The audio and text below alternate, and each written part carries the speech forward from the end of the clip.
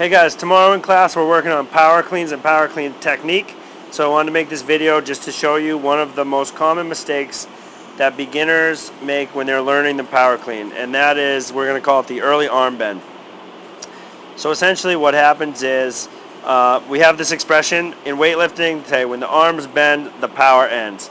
And what that means is that when you bend your elbows, essentially you're just pulling with your arms, your hands, and your arms, and you're losing the force that you can produce kinetically off the ground with your feet, your legs, your hips, and you're losing all the athleticism of essentially jumping or really aggressive tearing the weight off the ground and hauling it up onto your shoulders.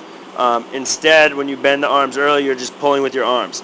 Now, Ashley has, and you often see this with people who have big upper body strength, and Ashley has very strong upper body strength for a woman.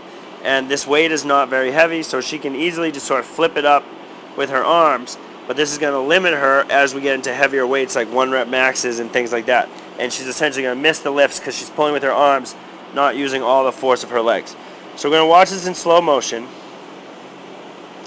And you'll see that almost immediately she has got bent elbows like that.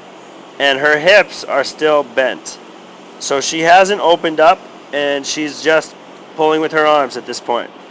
What I would love to see, let me go back, is for her to get to this position where her hips open, but I want her arms to still be straight at this point.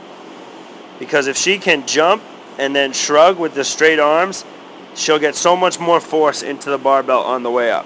I hope that makes sense. So she's here, the arms bend almost immediately. I want them to still be straight at this point, and they're not bent out like this.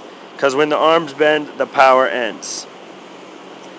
Now, we're going to see if we can compare this to a different video.